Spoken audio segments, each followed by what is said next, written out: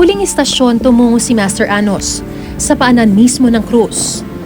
Amang banal nga makapangyarihan, winiwika namin ang 7 wika. Amen. Sa banal mong kapangyarihan. Bagamat hindi siya hubad gaya nung nakapako si Jesus, suot naman niyang saplot ng parang kay Senyor Nazareno.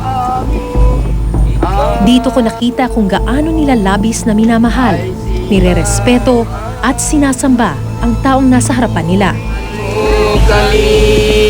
Kami ang mga Sa paniwalang sa kanya nagkatawang tao si Hesukristo sa panahong ito.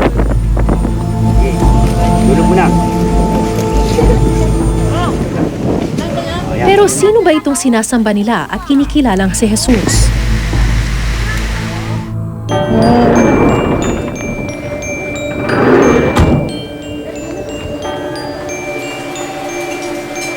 Binisita ko ang kapilya kung saan nakatira si Master Anos. Magandang hapon po, Master. Ako po si Mariz. Ang Holy Divine El Santo Cristo Chapel dito sa Fairview. Pero hindi lamang daw ito simpleng kapilya at tahanan para sa kanya. Dito rin ang lugar kung saan mula sa pangkaraniwang tao ay bigla raw siyang nabago at nagkaroon ng malaking misyon sa mundo. Ano po yung ginagawa niyo noon? Ano pong trabaho ninyo? Dati, ako ay naging close-in kay Secretary Reyes. Oo. Anong taon po yun? Kabang panahon na ni Cory, nagturo ako ng karate as Red Belt Master. Umano ako kay Trabador Ramos. Kaya naging Red Belt ako. Kaya marami ang mga karanasan ko.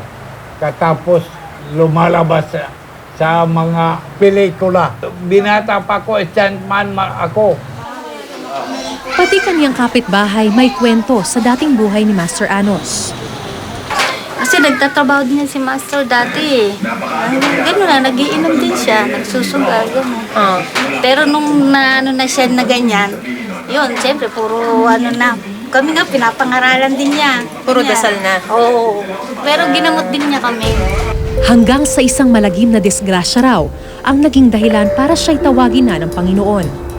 Nadisgrasya ako. Banggaan, namatay ako at nabuhay. Anong klaseng disgrasya po yun? Paano nangyari yung banggaan? Papunta ako Bagyo. Doon ako nakasakay sa sasakyan namin. Tapos ano po ang bumangga sa inyo? Trailer, truck. Kayo lang po ang nakasakay doon? 18-wheeler. Nakikita ko si San Pedro at ang Panginoon. Ano po sabi sa inyo ni San Pedro at ng Panginoon? Ang gagawin, ang magbago ang tao. Kagustuhan niyo po? Kagustuhan ko! Dahil ako, si Jesus, mayroon, sasabihin mo, tao ka lang. Tama?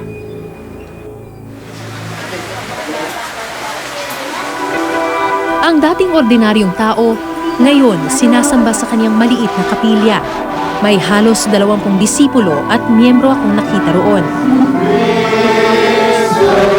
Sa mga dasal at awit, halos wala silang pinagkaiba sa misa ng Katoliko. Maliban lang sa itinuturing nilang Diyos na umano'y nagkatawang tao.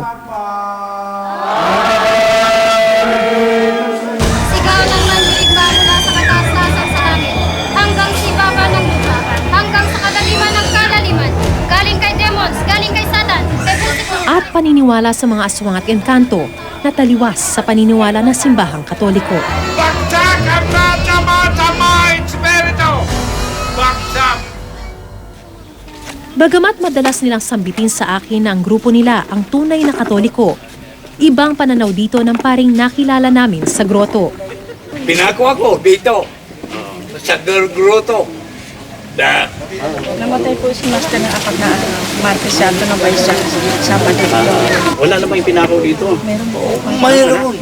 Ang Kailan po yun? Yung sinasabi niyo ipinako kayo? pinako ako ng 19... Dito, wala po akong narinig. 99,000. Kasi ako, 1999. 13 years na ako dito eh. Wala na. Kayo po 13 years na. Oo. Wala pong pinapako rito. Wala. Hindi ginagawa rito yung mga ritual na parang katulad ng sa Pampanga. Hindi. Na may Hindi pinapako sa krus. Hindi namin inaalaw. Kasi parang, di ba, nagawa na ni Kristo eh. Para bang wala tayong bilib sa Kanya. Di ba? Nagpapako na siya. Hindi na kailangan ulitin pa. Para sa akin, ito yung paniniwala ng simbahan na si Kristo dumating na. No? Namatay na siya, nag-alay ng kanyang buhay. Muling na umakit sa langit at babalik muli sa panahon na hindi natin nadalaman. Di ba? Father, alam ko. Opo, so, inirespeto ko po yung ano mo. Pero yung ang ano ko, yung batayan sa banal na kasulatan na wala nakakaalam kung Ako. kailan. Alam ko. Binibindisyonan ko sa banal mong pangalan. Panginoon. Yung sinasabi na siya yung si Kristo, siya yung tagapagligtas. No? Wala naman tayong karapatan na sabihin kasi nag-iisa na si Kristo eh. No? Although tayo, tinawag na created in the image and likeness of God, pero kalarawan lang tayo, hindi tayo yung si Kristo, hindi tayo yung Diyos. Nalihis yung paniniwala nila. Siguro dahil hindi natin sila masisi dahil siguro sa kunting kaalaman tungkol sa ating pananampalataya. Dahil kung minsan sinasabi natin Katoliko tayo pero yung mga doktrina ng simbahan hindi nalalaman, no? Di ba? Yung bang sa pangalan Katoliko pero sa paniniwala, sa gawa, no? Parang lumihis. Oo. Kasalanan po ba yun? Yung ginagawa niya? Oh, hindi natin pwede husgahan eh, no? Yung tao. Tingin niyo, Father, kulto sila? Parang, kulto. May mensahe po kayo sa mga hindi naniniwala sa inyo. Ay, Ano po mensahe niyo sa kanila? kung hindi ka naniniwala, ay wala akong magagawa. Ngunit, mas mabuti manampalataya kayo. Sa mundong ito, malaya tayong nananampalataya. Kanya-kanya tayo ng paniniwala. At walang maaaring pumilit sa atin ng bagay na sa pananaw natin, hindi naman tama. Ang mahalaga lang, wala tayong tinatapakan at minamasama. At higit sa lahat, respeto sa kapwa.